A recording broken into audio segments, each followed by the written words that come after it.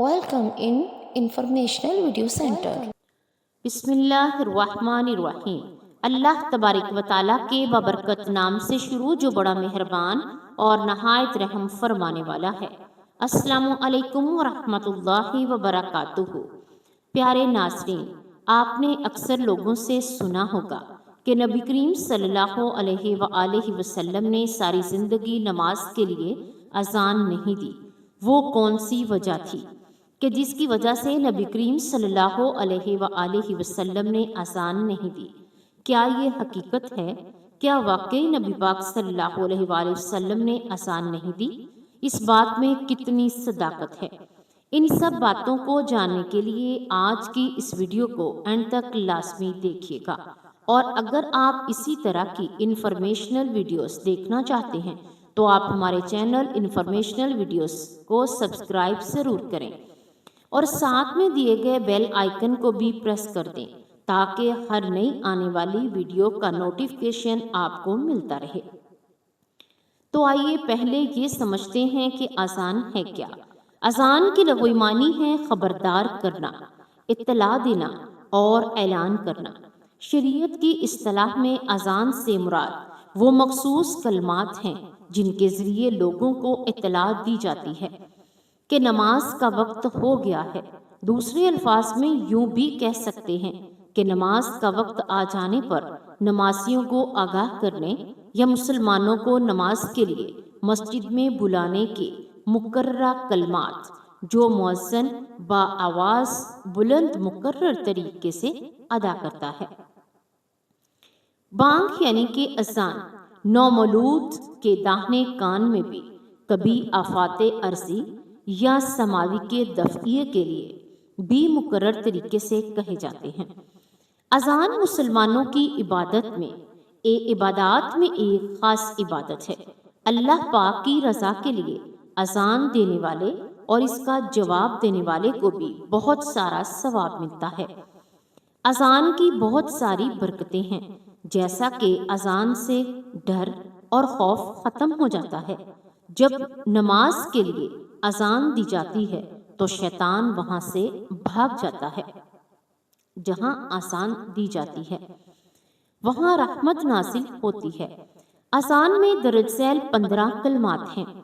اللہ اکبر 4 بار، اشہد ان لا الہ الا اللہ 2 بار، اشہد ان محمد رسول اللہ 2 بار، حی علی الصلاۃ 2 بار، حی علی الفلاح 2 بار، اللہ اکبر 2 بار، لا الہ الا اللہ 1 بار۔ اور اقامت میں 17 کلمات کہے جاتے ہیں۔ 15 کلمات تو یہ ہیں، تو یہ اذان والے اور حی علی الفلاح کے بعد اضافی کلمات قد قامت الصلاۃ، قد قامت الصلاۃ 2 بار کہے جاتے ہیں۔ کچھ احادیث اذان کی فضیلت کے بارے میں سماعت فرمائیے۔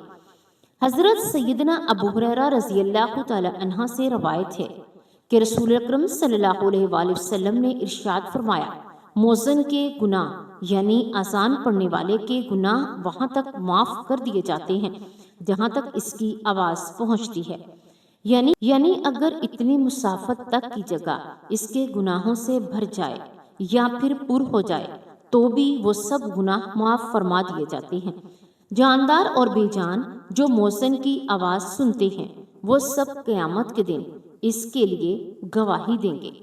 مؤذن کی آواز پر نماز میں آنے والے کے لیے 25 نمازوں کا ثواب لکھ دیا جاتا ہے، اور ایک نماز سے پچھلی نماز تک کے درمیانی اوقات کے تمام گناہ معاف کر دیے جاتے ہیں۔ سبحان اللہ۔ حضرت عبداللہ بن عمر رضی اللہ تعالی عنہ سے روایت ہے، رسول اکرم صلی اللہ علیہ وآلہ وسلم نے ارشاد فرمایا، آواز بلند اذان دینے والے کی آواز جہاں جہاں تک پہنچتی ہے وہاں تک اس کی مغفرت کر دی جاتی ہے۔ ہر جاندار اور بے جان جو اس کی اذان کو سنتے ہیں اس کے لیے مغفرت کی دعا کرتے ہیں۔ ایک روایت میں ہے کہ ہر جاندار اور بے جان اس کی اذان کا جواب دیتے ہیں۔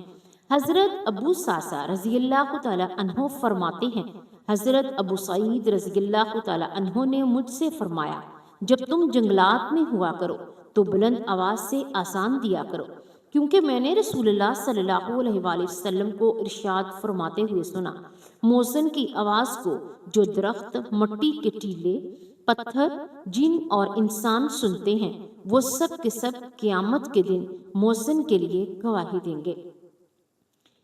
حضرت برا بن عازب رضی اللہ تعالی عنہ سے روایت ہے، رسول خدا صلی اللہ علیہ وآلہ وسلم نے ارشاد فرمایا، بلا شبہ اللہ رب العالمین اگلی صف والوں پر رحمت بھیجتے ہیں، فرشتے ان کے لیے دعائے مغفرت کرتے ہیں اور مؤذن کے لیے اتنے ہی زیادہ گناہ معاف کر دیے جاتے ہیں جتنی حد تک جہاں تک وہ اپنی آواز بلند کرے۔ جو جاندار اور بے جان اس کی اذان کو سنتے ہیں اور اس کی تصدیق کرتے ہیں، اور مؤذن کو ان تمام نمازیوں کے برابر اجر ملتا ہے، ثواب ملتا ہے جنہوں نے اس کے ساتھ نماز پڑھی۔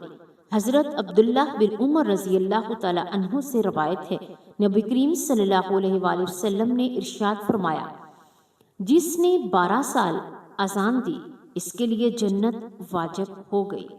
اس کے لیے ہر اذان کے بدلے میں 60 نیکیاں لکھی جاتی ہیں، اور ہر اقامت کے بدلے میں یعنی ہر تکبیر کے بدلے میں 30 نیکیاں لکھ دی جاتی ہیں۔ حضرت عبداللہ بن عمر رضی اللہ تعالی عنہ سے روایت ہے، رسول اکرم صلی اللہ علیہ وآلہ وسلم نے ارشاد فرمایا، 3 شخص ایسے ہیں جن کو قیامت کی سخت گھبراہٹ کا خوف نہیں ہوگا، ان کو حساب کتاب دینا نہیں پڑے گا جب تک کہ مخلوق اپنے حساب و کتاب سے فارغ ہو، وہ مشق کے ٹیلوں پر تفریح کریں گے۔ ایک وہ شخص جس نے اللہ تعالیٰ کی رضا کے لیے، اللہ کو راضی کرنے کے لیے قرآن پاک پڑھا اور اسی طرح امامت کے مقتدی اس سے راضی رہے۔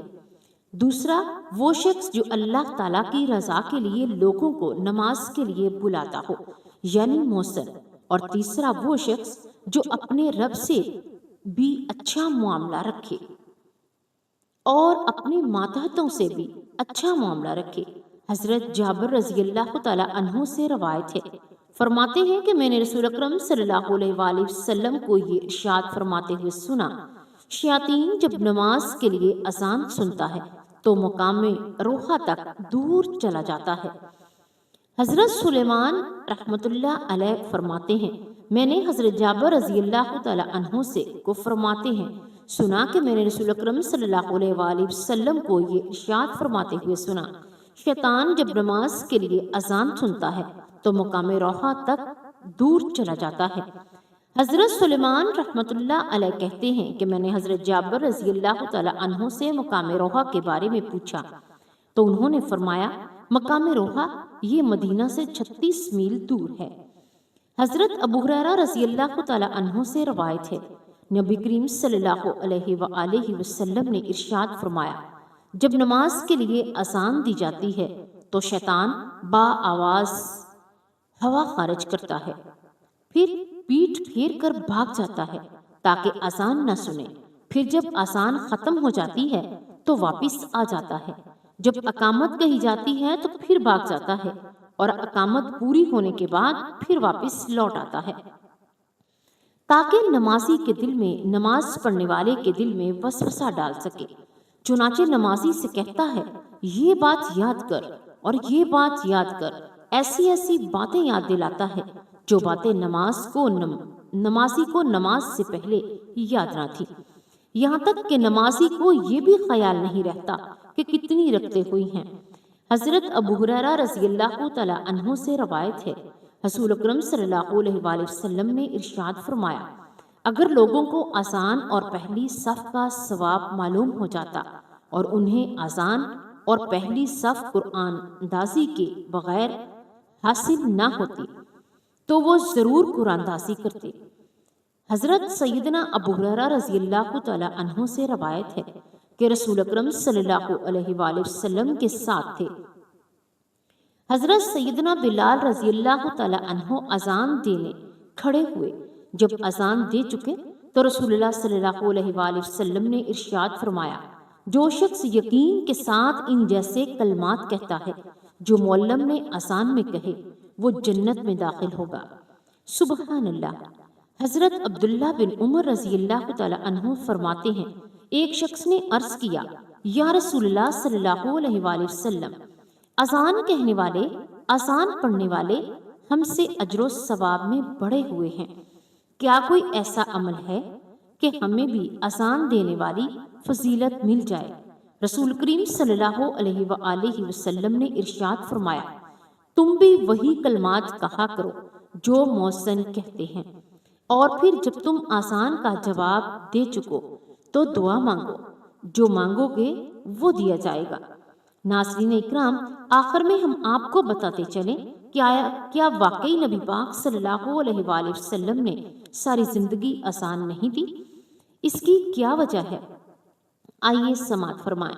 واضح رہے کہ آپ صلی اللہ علیہ وآلہ وسلم سے نفس اذان تو قطعی طور پر ثابت ہے، اس میں کسی کا کوئی اختلاف نہیں، اس لیے کہ سنن ابی داؤد اور جامعہ ترمذی میں روایت ہے کہ حضرت حسن رضی اللہ تعالی عنہ کی ولادت کے وقت، پیدائش کے وقت نبی کریم صلی اللہ علیہ وآلہ وسلم نے ان کے کان میں اذان دی تھی۔ باقی آپ صلی اللہ علیہ وآلہ وسلم سے نماز کے لیے اذان دینا ثابت ہے یا نہیں، اس بارے میں شروع سے ہی، ابتدا ہی سے ائمہ محدثین میں اختلاف جگہ آ رہا ہے۔ ائمہ محدثین اس بارے میں دو رائے بیان کرتے ہیں۔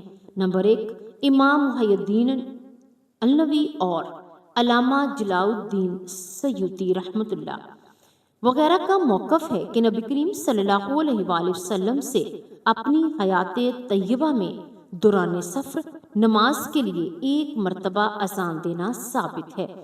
ان حضرات کا استدلال و ماقد جامعہ ترمذی میں حضرت یعلا مرحقفی رضی اللہ تعالی عنہ کی روایت ہے۔ علامہ ابن حجر الاسقلانی، علامہ زرقانی، امام الدار قطنی اور اسی طرح علامہ سہیل رحمۃ اللہ علیہ ہیں۔